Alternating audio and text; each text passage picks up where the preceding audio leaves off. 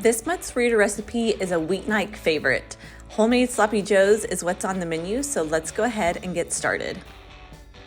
To begin, we're going to start by browning off 1 pound of ground beef. You could also use ground turkey or ground chicken if you like, but we're using beef today, so go ahead, add that to a large pot.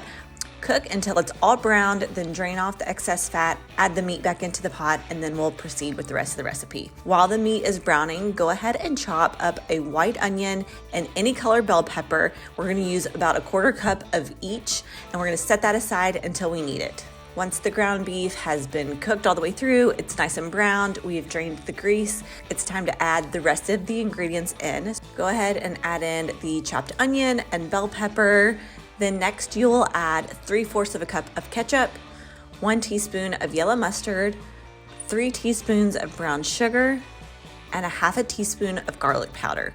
Give that a good stir so that everything is nice and incorporated, and then you're just gonna let this cook on the stove for about 10 minutes, just to kind of let all the flavors marry together and cook down and become a really thick, delicious mixture.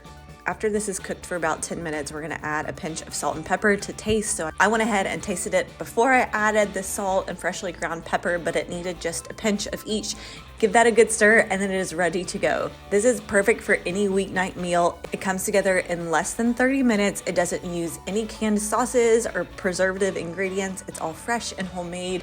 Everyone's gonna love it, from little kids to adult. Serve this on any style bun that you like, with any of your favorite toppings, some chips, pickles, whatever side dish that you're gonna be serving for dinner. It's gonna be a hit all the way around, and we all love a good, easy weeknight meal. For the full recipe, head on over to KentuckyLiving.com. Everything you need to know, plus a full list of ingredients, can be found there. Thanks so much for joining me in my kitchen today, and until next time, I'll talk to y'all very soon. Bye-bye.